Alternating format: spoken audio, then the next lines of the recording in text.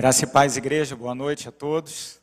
Que alegria poder, mais uma vez, expor a palavra do Senhor nesta quarta-feira. Abra sua Bíblia no Evangelho segundo Marcos, capítulo 10. Marcos 10, 35 a 45. Nosso tema nessa noite será Jesus, ajuda-nos a pedir. Diz assim a palavra do Senhor. Então se aproximaram dele Tiago e João, filhos de Zebedeu, dizendo-lhes: Mestre, queremos que nos concedas o que te vamos pedir. E ele lhes perguntou: Que quereis que vos faça? Responderam-lhe: Permite-nos que na tua glória nos assentemos um à tua direita e o outro à tua esquerda. Mas Jesus lhes disse: Não sabeis o que pedis. Podeis vós beber o cálice que eu bebo, ou receber o batismo com que eu sou batizado? Disseram-lhe: Podemos. Tornou-lhe Jesus: Bebereis o cálice que eu bebo, e recebereis o batismo com que eu sou batizado? Quanto, porém, ao sentar-se à minha direita ou à minha esquerda, não me compete concedê-lo, porque é para aqueles a quem está preparado. Ouvindo isto, indignaram-se os 10 contra Tiago e João. Mas Jesus, chamando-os para junto de si, disse-lhes: Sabeis que os que são considerados governadores dos povos têm-nos sob seu domínio, e sobre eles os seus maiorais exercem autoridade. Mas entre vós não é assim. Pelo contrário, quem quiser tornar-se grande entre vós, será esse o que vos sirva. E quem quiser ser o primeiro entre vós, será servo de todos. Pois o Filho do Homem não veio para ser servido, mas para servir e dar a sua vida em resgate por muitos. Senhor Deus, temos diante de nós mais uma vez a Tua palavra, pedimos que o Senhor nos visite com o Teu Santo Espírito, abrindo nossas mentes e corações para compreender a Tua mensagem para nós. Nada sou, ó Deus, para expor a Tua palavra ao Teu povo aqui. Clamo por misericórdia a cada um de nós que aqui está e também aqueles que acompanham pela internet, porque precisamos do Senhor para compreender as maravilhas da Tua lei. Que o Senhor, ó Deus, a despeito das nossas muitas fraquezas e fragilidades, nos ensine nessa noite e molde o nosso coração. Em nome de Jesus. Amém. Muito bem. Quando chegamos nessa passagem, nós encontramos aqui um pedido. Um pedido inusitado desses 2 irmãos, Tiago e João. Quando olhamos os paralelos nos outros evangelhos sinóticos, em Mateus e em Lucas, nós encontramos algumas outras peculiaridades. Por exemplo, no evangelho segundo Mateus aparece a mãe deles, não é? E quem faz o pedido, então, é a mãe em favor dos seus filhos.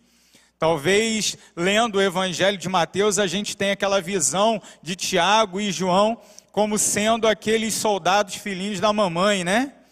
Vão lá interceder pelos seus filhos, ao mestre Jesus, ao rabi Jesus, né? Jesus, por favor, separa aí um espaço melhor para os meus filhos. Aqui não aparece a mãe deles, muito provavelmente ela estava ali também no ato, mas a ênfase é lançada para eles enquanto discípulos. Da mesma maneira, encontramos assim essa passagem aqui no Evangelho segundo Marcos. Eles pedem, eles têm uma solicitação a fazer a Jesus. E quando nós pensamos em algo que pedimos ao Senhor Jesus, logo relacionamos ao ato da oração. Não é verdade? Viemos aqui não apenas para estudar a Bíblia, para ouvir a mensagem, para cantar, mas também para orar. Agradecemos, pedimos, não é assim? Pedimos por aqueles irmãos que estão enlutados, por aqueles que estão enfermos, necessitados da intervenção do Senhor. O tempo todo o crente pede, e isso é normal, assim deve ser. Afinal de contas, enquanto filhos, temos um pai a quem pedir a nossa provisão, o alento, o consolo, o cuidado, a orientação. Como é bom ter um pai. E como é bom poder pedir coisas ao nosso Pai. Que privilégio é a oração. sabemos que ao falar, o conceito que a gente precisa falar aqui, se estamos falando de oração e de pedir coisas a Deus. Afinal de contas, nós não vemos a Deus, nós não tocamos em Deus, mas nós falamos de fato com Deus porque cremos que Ele de fato nos ouve. E não apenas que Ele nos ouve, mas que Ele existe e é poderoso para intervir nas nossas histórias. Sim, nos achegamos a Deus por intermédio da fé. A fé que é o firme fundamento das coisas que não se veem.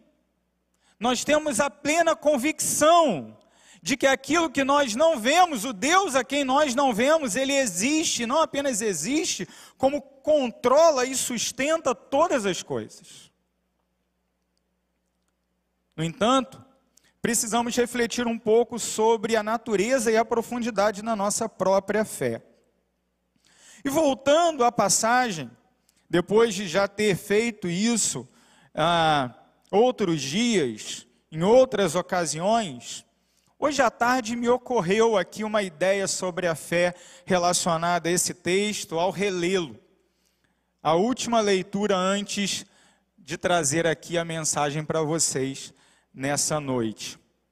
E a frase foi a seguinte, a reflexão foi a seguinte: de um lado, nossa verdadeira, mas imperfeita fé nos impede de negar a irresistível convicção de que só pelos méritos de Jesus há salvação.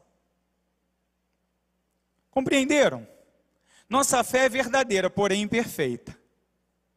E por ser verdadeira, ela não deixa com que paremos de crer que só em Jesus recebemos e desfrutamos de verdadeira salvação. E não apenas pela pessoa de Jesus, por aquele quem Ele é, mas principalmente por aquilo que Ele fez na cruz do Calvário e na sua ressurreição ao terceiro dia. Por outro lado, nossa imperfeita, mas verdadeira fé faz com que, mesmo crendo verdadeiramente em Jesus, achemos que merecemos os valores deste mundo por causa dos nossos méritos. E aí está o grande problema. A nossa fé é verdadeira, mas ainda imperfeita. E sendo imperfeita, muitas vezes nós dirigimos a voz ao nosso Pai perfeito, nos achando no direito de receber dele aquilo que achamos que é de fato nosso direito. Afinal de contas, eu sou crente, eu sou dizimista, eu sou membro da PIB de Campo Grande, eu sou pastor, eu sou membro do ministério, eu trabalho na obra de Deus, eu mereço esse negócio aí. Ao invés de nos aproximar de Deus com um coração humilde, sabendo que a bênção que Ele vai nos dar é a melhor bênção que nós poderíamos receber, nós nos aproximamos de Deus, convictos de que a nossa própria opinião é melhor do que qualquer outra, inclusive a do próprio Deus. De modo que clamamos e dizemos: Deus, o Senhor tem que me dar, o Senhor tem que fazer, o Senhor tem que realizar segundo o meu querer. E isso é algo muito curioso, porque ao mesmo tempo que afirmamos no dogma a verdade de que Deus é soberano e Ele controla todas as coisas e que a sua vontade é boa, agradável e perfeita e não a minha, muitas vezes na oração real do crente, nós tentamos, como um tempo atrás se dizia, colocar Deus contra a parede. Que coisa tola, né? E daí vem um monte de maluquice que a gente vê por aí, decretar, determinar, e não sei mais o quê. Né? Alguns chegam ao ponto de pedir a loucura de restituir. Restituir, eu quero de volta o que é meu. Eu não quero de volta não, Angélica. Eu não quero não, porque a Bíblia me diz que em pecado me concebeu a minha mãe. Isso significa que eu nasci em pecado merecedor do inferno de fogo. Então eu não quero restituição de nada, eu quero aquilo que Jesus comprou para mim. Eu não quero aquilo que eu mesmo comprei, não. Porque minha justiça é trapo imundo, ela só compra o inferno. Não quero inferno não, irmão. Eu quero o céu. E o céu me é dado de graça pelos méritos do Cristo. não pelos meus próprios. Ah, queridos irmãos, a partir dessa reflexão, nós podemos caminhar nessa passagem, me perdoem, um texto relativamente longo, de 11 versos, falando e clamando a Deus: Jesus, ajuda-nos a pedir certo.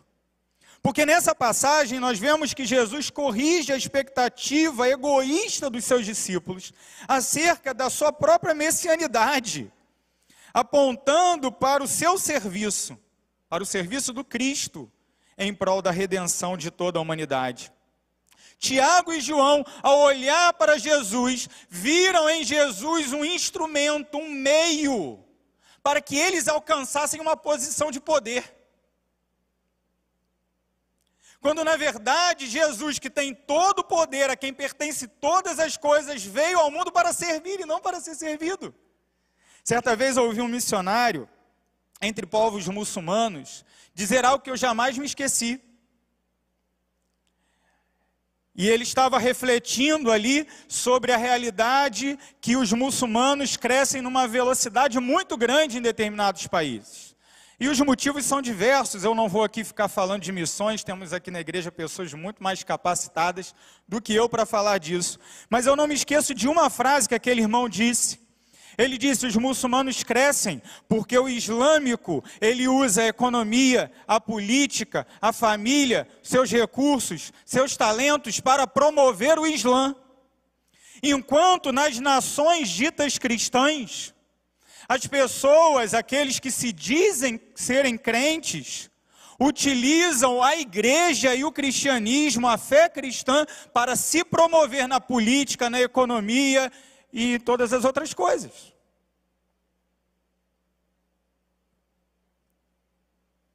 Tiago e João viram em Jesus a oportunidade de, quando o reino de Israel fosse restabelecido, porque era essa a expectativa deles, de ocuparem um lugar à esquerda e outro à direita do rei.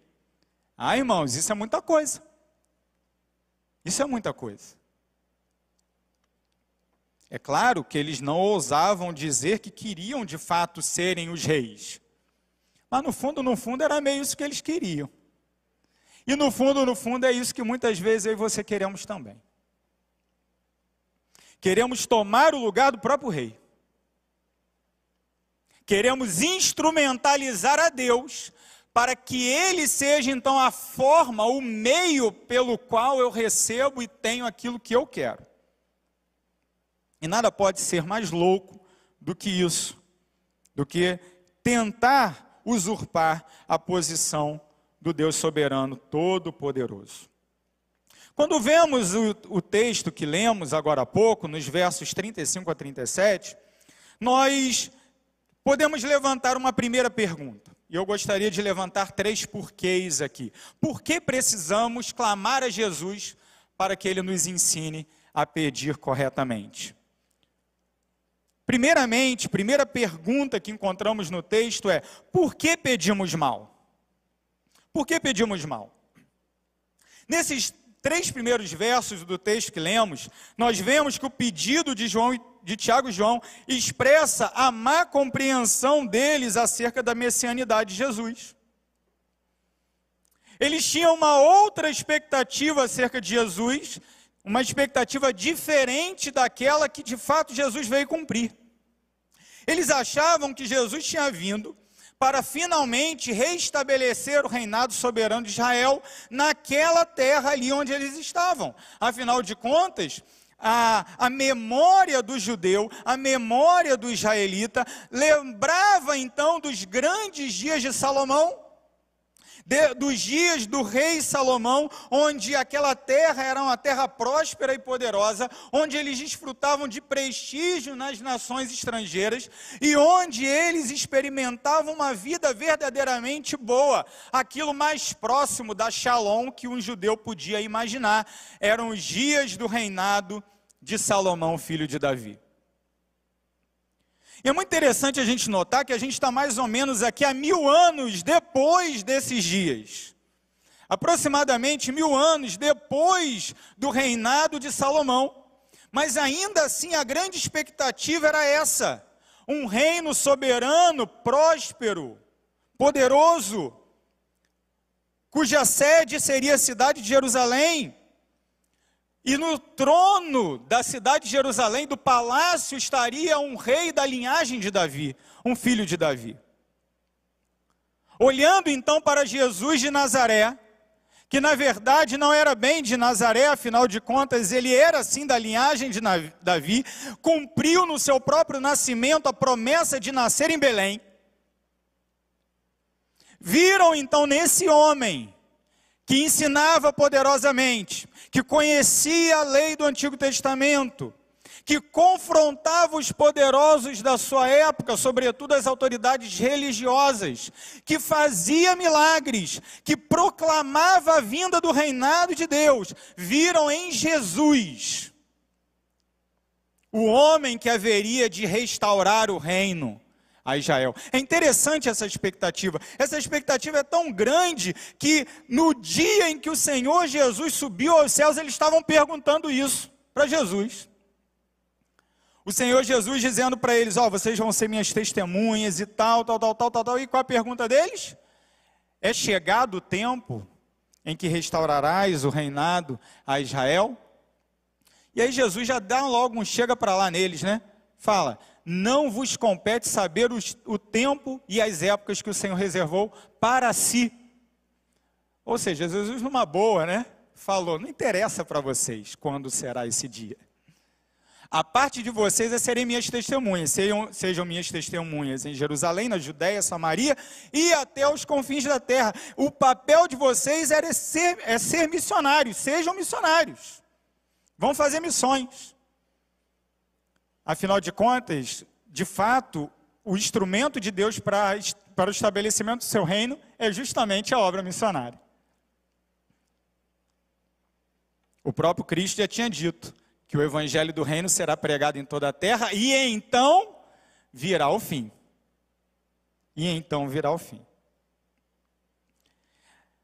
A expectativa de Tiago e João era a expectativa de um judeu médio dos seus dias.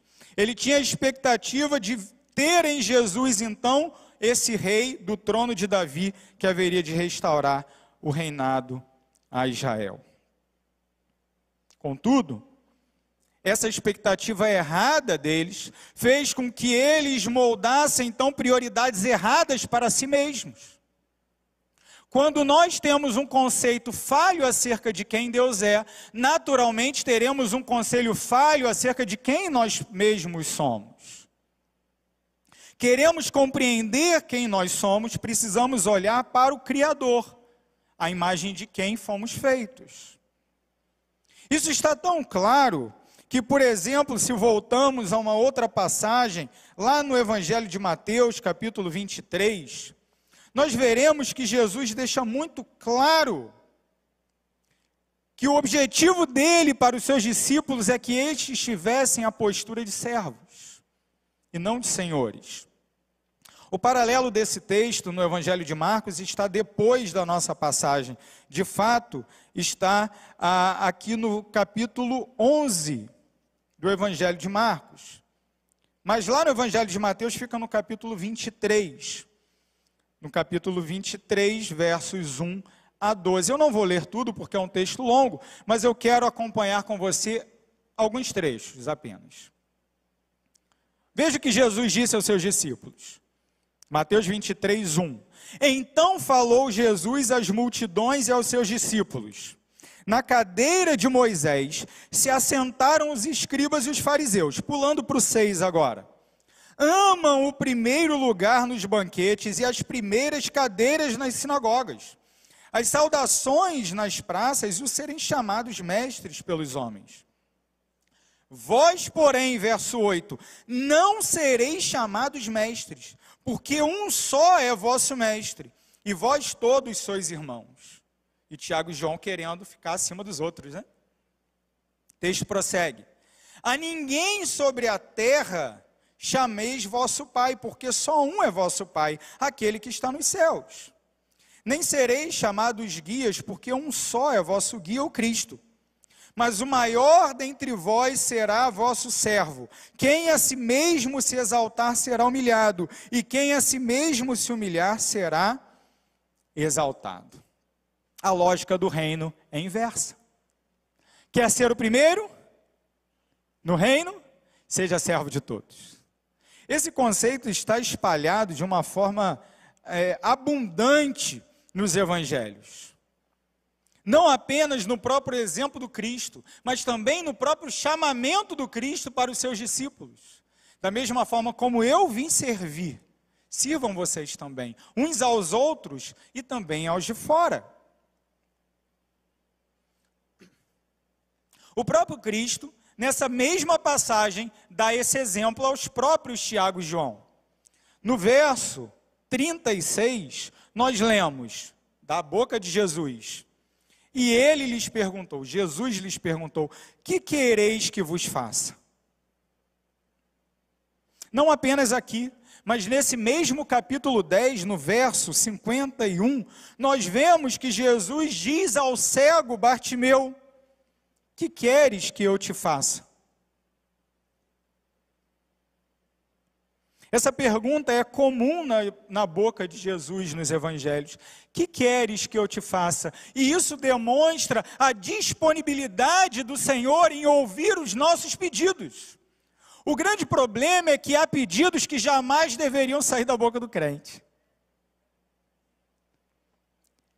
E Tiago e João dão para nós aqui um desses exemplos. Esse tipo de coisa, pedir por poder, é algo que nenhum crente deveria fazer. Por isso, eles pedem mal. E por isso, Jesus então lhes dá uma lição, ensina-os a pedir. E por isso nós avançamos no texto, a partir do verso 38 até o verso 41. Também já lemos. E nesses versículos, nós levantamos a segunda pergunta. A segunda pergunta que diz: por que a resposta esperada não vem? Por que a resposta esperada não vem? Primeira pergunta é: por que pedimos mal? Porque nossas prioridades estão distorcidas. Segunda pergunta: por que a resposta esperada não vem? Porque pedimos aquilo que o Senhor não quer dar. E é muito interessante que não há oração sem resposta. Isso eu aprendi pequenininho na EBF da igreja, na EBD das criancinhas. Não há oração sem resposta. E aqui a gente tem uma oração que teve resposta. Olha só o que o texto diz. Primeiro, Jesus já dá aquele puxão de orelha. Não sabeis o que pedis, diz Jesus. Podeis vós beber o cálice que eu bebo, ou receber o batismo com que eu sou batizado? E os caras estavam tão entorpecidos pela sede do poder, que eles dizem: podemos, vamos lá. Tem que pagar um preço, eu pago. Tem que subir a escadaria de joelho, eu subo. Tem que acender vela, eu acendo. Tem que dar dízimo, duplo dízimo, trízimo e sei lá mais o que, eu dou. Vamos lá. Eu pago, Jesus, o preço. Ah, queridos, nós não temos absolutamente nada a dar ao Senhor. Que palavra louca é essa de Tiago e João dizendo que poderiam ser batizados com o batismo do Senhor, beber o cálice do Senhor Jesus. Que algo louco. Eles dizem: vamos lá. Aí Jesus fala de novo: bebereis o cálice que eu bebo, e recebereis o batismo com que eu sou batizado. Irmãos, é isso aí. O que seria esse cálice que Jesus bebeu? Jesus disse a Pedro, lá no jardim do Getsêmani, no momento da sua prisão, João 18:11, disse assim Jesus para Pedro: mete a espada na bainha, não beberei porventura o cálice que o Pai me deu? Porque Jesus repreende Pedro, que havia sacado da sua espada, atingido o soldado na orelha. Por que Jesus diz isso? Porque o cálice do sofrimento da cruz do Calvário é o cálice que o Pai quer que eu beba, e eu beberei. E não vai ser você que vai me impedir. E não há de ser qualquer um que vai me impedir. Porque é através desse sacrifício na cruz do Calvário que eu completarei a obra que o meu Pai me mandou cumprir na terra. Não beberei o cálice que o Pai me deu? Disse o Senhor Jesus a Pedro. Este cálice nenhum de nós pode beber. Nenhum de nós tem a capacidade de levar sobre si os pecados da humanidade e, através da sua morte, pagar o preço de cada um deles. Nenhum de nós tem essa condição. Somente Jesus. Afinal de contas, ele viveu vida perfeita, cumpriu integralmente os termos da lei e, tendo feito tudo isso no nosso lugar, ele era o único que tinha condições de subir à cruz e carregar todo o nosso pecado. Além disso, o pecado que eu e você cometemos contra Deus, o ser de dignidade infinita, deveria ser pago por outro de dignidade infinita. Por isso a necessidade do nosso Redentor ser Deus e homem. Precisava ser Deus, porque ofendemos a Deus, ser de infinita dignidade. Precisava ser homem, porque deveria ser um representante da humanidade, assim como Adão também o era. Esse era o cálice de Jesus, mais do que o sofrimento da tortura da cruz, mais do que o sofrimento da humilhação da cruz, mais do que o sofrimento da morte terrível que ele teve no Gólgota. Havia ali um sofrimento que ninguém via, mas que apenas ele sentia, de carregar sobre si todo o pecado da humanidade. E Tiago e João falando, não, a gente vai beber, manda. Jesus diz, espera aí que vocês vão ver o que vai acontecer. E é muito interessante porque, por exemplo, logo ali no capítulo 12 de Atos, ainda no início dos dias da igreja, depois da ressurreição de Jesus, nós vemos Tiago, irmão de João, ser morto ao fio da espada por ordem de Herodes. Isso está em Atos capítulo 12, versos 1 e 2. E quando nós lemos o último livro da Bíblia, o livro do Apocalipse, nós encontramos João, este João, lá, exilado na ilha de Patmos, sofrendo as agruras de ser perseguido, torturado, por causa da sua fé. Ainda que sendo discípulo amado tenha morrido de velhice, não foi uma vida longa, próspera e calma, tranquila. Muito pelo contrário. Foi uma vida repleta de tribulações e sofrimento. Então a gente tem que tomar cuidado também com o que a gente pede. Por que a resposta esperada não vem? Porque quando a resposta que nós esperamos à nossa oração está desconectada dos propósitos santos e perfeitos de Deus, nós não encontraremos a resposta que queremos. Mas encontraremos alguma resposta, como é o fato de que Jesus lhes deu resposta. Dar resposta não significa que Deus nos dará certezas absolutas acerca do nosso futuro. Veja o verso 40. Quanto, porém, ao assentar-se à minha direita ou à minha esquerda, não me compete concedê-lo, porque é para aqueles a quem está preparado. Eles souberam, então, se sentariam à esquerda e à direita? Não. Não. Pedis e não recebeis, porque pedis mal, para esbanjardes nos vossos prazeres. Você quer ter a certeza absoluta que vai estar à esquerda e à direita? Isso eu não vou te dizer. Porque você está com a meta errada, com o objetivo errado. Por isso a resposta esperada não vem. Quando nós voltamos, por exemplo, aqui no próprio capítulo 10, a partir do verso 23 a 31, nós vemos Jesus exortando o amor às riquezas, contra o amor às riquezas. Jesus, olhando ao redor, disse aos seus discípulos, verso 23 do capítulo 10, quão dificilmente entrarão no reino de Deus os que têm riquezas. E aí os discípulos falam, calma aí, por quê?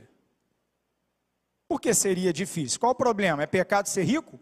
Não, em momento algum na Bíblia diz que é pecado ser rico, não é essa a questão não. O problema não é ser rico, o problema é amar as riquezas sobre todas as coisas. E quando você desfruta de todas as benesses da riqueza, a tendência do coração humano é apegar-se de tal forma aos bens materiais, que a pessoa começa a acreditar que não pode viver sem aquele padrão, sem aquele nível de vida, sem estar naquela classe social, sem desfrutar daquele status, sem experimentar determinados confortos. De modo, então, que a riqueza se torna um ídolo. E nós somos fábrica de ídolos, né? Fabricar ídolo é com a gente mesmo. E aí tem toda uma conversa sobre essa dinâmica da riqueza, que eu não vou desenvolver aqui por conta do tempo. Mas aí vai para o verso 28 desse capítulo 10. Pedro, e sempre Pedro. Então Pedro começou a dizer-lhe, eis que nós tudo deixamos e te seguimos. Ah, Deus, então a gente merece alguma coisa, uai? Te deixou tudo. Não é possível que o Senhor não vai ver o meu esforço. Ora, o Senhor tem que ver o meu esforço.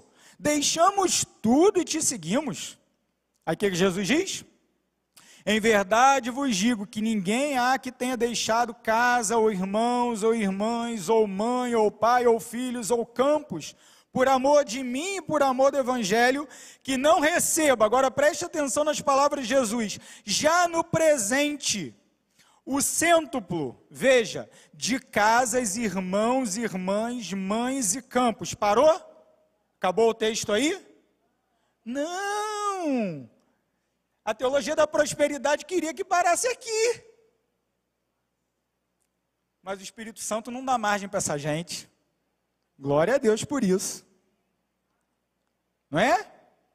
Aquele cara que lê a Bíblia com a caneta na televisão, com certeza ele para aqui. Deve ter um leak paper aqui nessa parte aqui da Bíblia dele. Né? Deve ter um treco aqui para tapar o texto. Não é possível. Porque o texto diz claramente, com perseguições. Então, da onde vão vir o cêntuplo de mães, irmãos, irmãs, filhos, campos, casas, etc.? Sabe de onde vai vir? Vai vir porque em Cristo, nós que sofremos por causa de Cristo e temos o privilégio de experimentar esse sofrimento, nós compartilhamos, a minha casa é tua, Angélica, a tua é minha. Entende? Eu não tenho só Timóteo, Mateus e Ana Lídia de irmãos, eu tenho Carlos Elias, eu tenho Luiz, eu tenho cada um de vocês. Eu não tenho só a minha mãe de sangue, eu tenho um monte de mãe de oração. E que bênção é isso, né? Que bênção é isso. A gente passar aqui no corredor da igreja, a irmã dizer, eu estou orando por você, você é meu filho de oração, glória a Deus. Você ir em outra igreja e ouvir a mesma coisa, que privilégio. Sim, nós temos muito mais do que o nosso dinheiro pode comprar em Cristo. E com sofrimento. Afinal de contas, é privilégio sofrer perseguições por causa do Evangelho. Agora olha como o texto termina, verso 30. E no mundo por vir, a vida eterna. Ah, meu irmão, aí está o meu tesouro. Aí está o teu tesouro. E não há tesouro melhor. E aí Jesus fecha esse raciocínio. Que começou falando de dinheiro. Tem coisa mais corriqueira que dinheiro? A gente fala de dinheiro o tempo todo. E é um assunto extremamente presente na Escritura. Mas Jesus conclui o tema do dinheiro falando o seguinte. Porém, muitos primeiros serão últimos. E os últimos, primeiros. Então você quer falar de dinheiro? Quer falar de posses? Quer falar das coisas que esse mundo valoriza acima do próprio Deus? Se o crente de fato quer tratar desses assuntos biblicamente, ele precisa começar falando de tudo isso a partir do serviço. Tudo aquilo que Deus me deu é para servir outro. Tudo aquilo que Deus me concedeu é para abençoar outro. Tudo aquilo com o qual Deus me capacitou é para que eu possa dar a outro o instrumento para que ele também seja capacitado. As respostas esperadas não vêm, porque muitas vezes nós agimos de forma oposta a essa palavra. Nós queremos ser os primeiros e ponto. Nós queremos ser o cara. Nós queremos ser os protagonistas. Essa palavra agora está na moda, né? Protagonismo. Quando na verdade o único protagonista da história da redenção é o Senhor. Todos nós somos coadjuvantes. E que bênção ser coadjuvante amado pelo Senhor da história. Que alegria, que privilégio. Ah, queridos, devemos compreender que ao pedir, o nosso coração deve estar sintonizado com o próprio coração de Deus. Com o próprio coração de Deus. Terceiro e último ponto para nós caminharmos para o término dessa mensagem. Dos versos 42 até o verso 45, nós levantamos a terceira e última pergunta. Por que devo pedir o que Deus quer dar? Porque peço e não recebo? Ou porque peço errado? Primeira pergunta. Segunda pergunta, por que a resposta esperada não vem? E terceira pergunta, por que devo pedir o que Deus quer dar? Nesse trecho aqui da passagem, nós vemos que Jesus corrige a compreensão dos discípulos acerca da sua messianidade, à luz do seu papel de servo.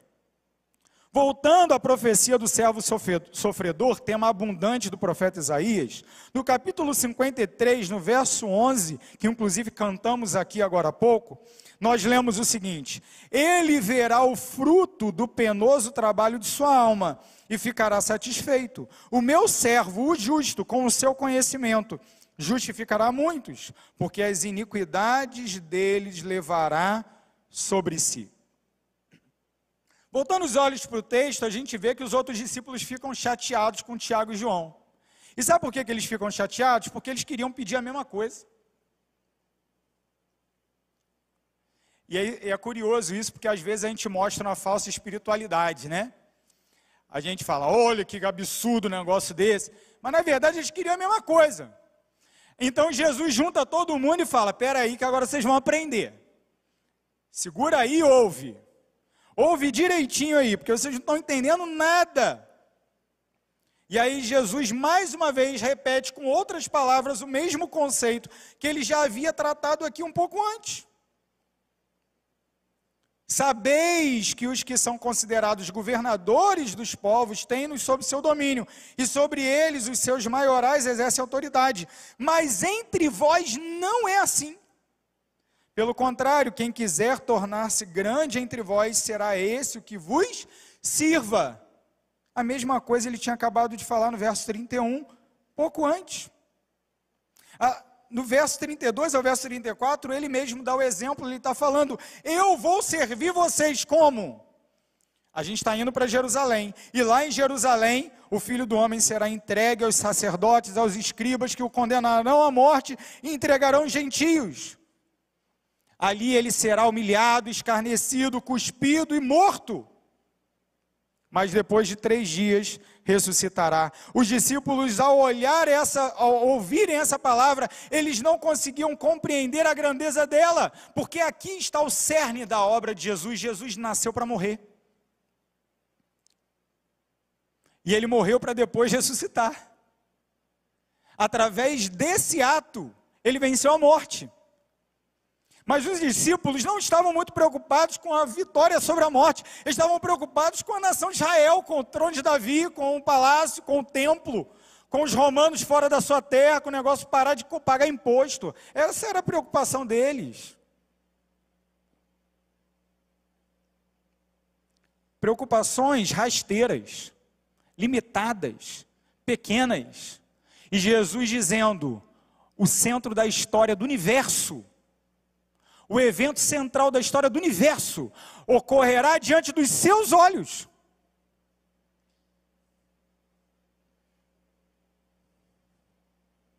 Mas eles não creram. Eles queriam outras coisas. Eles pediam por poder. Quando a profecia de Isaías estava se cumprindo diante dos seus olhos. E que grandiosa é a obra do servo sofredor. Nós não podemos deixar de ler o verso anterior e posterior desse verso 11. Todavia ao Senhor, Isaías 53:10, ao Senhor agradou moê-lo. Como pode o pai agradar matar o seu filho? O que isso significa? Significa que o pai, condutor de toda a história, sabia que através da morte do seu filho na cruz do Calvário, a transformação, a restauração, a renovação da sua criação ocorreria. Por isso, ao Senhor agradou moê-lo, fazendo-o enfermar. Quando der ele a sua alma como oferta pelo pecado, verá sua posteridade e prolongará os seus dias. E a vontade do Senhor prosperará nas suas mãos. Ele verá o fruto do penoso trabalho de sua alma e ficará satisfeito. O meu servo justo, pelo seu conhecimento, justificará muitos, porque as iniquidades deles levará sobre si. Verso 12. Por isso eu lhe darei muitos como a sua parte, e com os poderosos repartirá ele o despojo. Porquanto derramou a sua alma na morte, foi contado com os transgressores, contudo, levou sobre si o pecado de muitos, e pelos transgressores intercedeu. Aqui nesse verso 45, nós encontramos o Cristo fazendo eco a esta profecia, dizendo: eu mesmo vim cumprir aquilo que o profeta Isaías havia predito. O apóstolo Paulo nos ensina, escrevendo a Timóteo na sua primeira carta, capítulo 2, porquanto há um só Deus e um só mediador entre Deus e os homens, Cristo Jesus homem, o qual a si mesmo se deu em resgate por todos. Testemunho que se deve prestar em tempos oportunos. Para isto fui designado pregador e apóstolo, afirmo a verdade, não minto. Mestre dos gentios na fé e na verdade. O que o apóstolo Paulo está dizendo? Porque Cristo me serviu, agora eu sirvo gentios, com a pregação do Evangelho. E ele compreendia exatamente aquilo que Jesus veio fazer. Ele não veio apenas para ser um exemplo, ele não era um agitador político, ele não era um revolucionário, ele não era um pacifista, ele não era nenhuma dessas imagens que tentam impor sobre ele. Ele era e é o Redentor da humanidade, que deve ser pregado, que deve ser proclamado pela boca da igreja, até que ele venha a este mundo novamente. Por que devo pedir o que Deus quer dar? Sim, porque a vida do homem só faz sentido quando ele está conectado à vida do seu Criador, ao propósito do seu Criador. Não é descobrir a vontade de Deus para a minha vida. Deus tem um decreto e uma vontade que Ele há de executar com ou sem a minha ajuda. E na verdade Ele não precisa em nada da gente. Ele poderia fazer tudo sem a gente.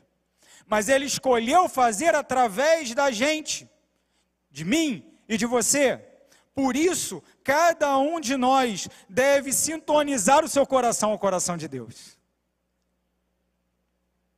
E deve se submeter e se sujeitar à sua vontade, para que no curso da nossa própria vida, nós experimentemos a vida que Deus tem para nós. Algumas aplicações para nós encerrarmos então. As motivações dos nossos pedidos são os requisitos primeiros da sua aceitação diante de Deus. Por que você pede o que pede? Para que você quer o que você quer? Segunda aplicação, devo pedir a Deus somente o que for render glória a Ele. O meu pedido não deve ser um pedido motivado na minha glória, ou em motivações egoístas, mas somente em que Deus seja honrado na minha vida. Terceira, Deus sempre responde nossas orações. O que peço com motivações egoístas também recebe resposta de Deus. Como? O Senhor corrige a mim e a você pela disciplina. Quando eu peço de forma egoísta, o Senhor me disciplina em amor. E vai corrigindo o meu coração. Às vezes pela dor, né? Disciplina tem a ver com conformação. E às vezes a gente não quer entrar muito na forma de Deus, né? Parece que a forma de Deus incomoda a gente. Mas não tem jeito não, meu filho. Porque está determinado desde antes da criação do mundo, que aqueles que de antemão conheceu também os predestinou para serem conformes à imagem do seu Filho. O Senhor está nos disciplinando, glória a Ele por isso. Diante de nós, portanto, está a escolha entre nos submeter ao decreto de Deus como filhos que confiam no seu amor, ou nos rebelar contra a inevitável ou inevitável e sofrer as consequências de um coração insubmisso. Próxima aplicação, uma boa dica do que pedir para você, então. Já falamos do que não pedir, agora vamos falar do que pedir. Peça o que vai produzir os benefícios do Evangelho em outras pessoas. Esse é o exemplo de Jesus. O que ele veio fazer? Servir, dando sua vida. Essa é a mensagem do Evangelho. Eu não posso dar a minha vida por vocês, mas eu posso proclamar a verdade de que Cristo já o fez. É isso que a gente deve fazer.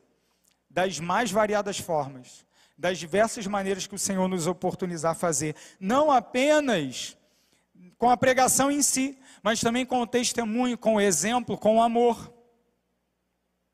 E por último, algumas perguntas para diagnosticar o nosso coração. 3 perguntas. O que eu creio que mereço? Por favor, pense nisso. O que eu creio que mereço? Muitas vezes a gente acha que a gente merece determinadas coisas, né? O que eu creio que mereço? E se você de fato acredita que merece alguma coisa, se eu de fato acredito que mereço alguma coisa, que essa crença errada caia por terra hoje em nome de Jesus. O que eu creio que mereço? Pense nisso. Com sinceridade. Segunda pergunta. O que eu acredito que me fará feliz ou realizado? Ah, se eu tiver isso, aí minha vida vai ser legal.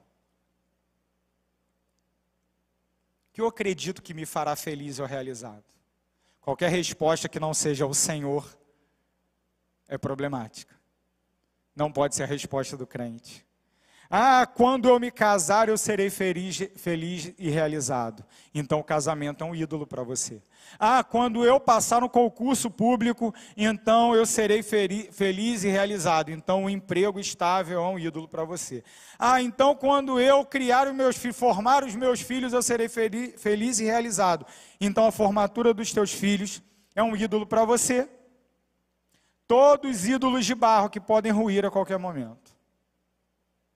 Nossa adoração deve estar toda direcionada ao Senhor e somente ao Senhor. E por último, qual resultado eu estou buscando ao estudar, exercer minha profissão, ministério, o trabalho do lar? Quais são minhas expectativas de conforto, ou riqueza, ou reconhecimento? Muitas vezes nós fazemos determinadas coisas com expectativas de um retorno que essas coisas não podem nos dar. Precisamos tomar muito cuidado com o nosso coração. Vale a pena você refletir sobre essas perguntas. Lembre-se que, de um lado, nossa verdadeira, mas imperfeita fé nos impede de negar a irresistível convicção de que só pelos méritos de Jesus há salvação. Por outro lado, nossa imperfeita, mas verdadeira fé faz com que, mesmo crendo em Jesus, achamos que merecemos os valores deste mundo por causa dos nossos méritos. Que o Senhor nos transforme e nos corrija. Jesus, ensina-nos a pedir. Senhor Deus, por favor, ensina-nos a orar. Que Que teu Santo Espírito, que se move em nós com gemidos inexprimíveis, ponha na nossa boca as palavras que o Senhor mesmo quiser na nossa oração. Precisamos ser transformados pelo Senhor e ser corrigidos pelo Senhor, inclusive nisso. Toma nosso coração.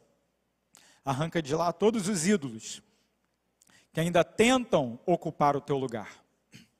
Ah, Senhor, dá-nos um coração íntegro, inteiro, na adoração que devemos somente a Ti. Perdoa-nos, ó Deus, porque falhamos constantemente em cumprir o primeiro mandamento, mas que possamos, de fato, Senhor, dia após dia, aprender a não termos jamais outros deuses diante de Ti.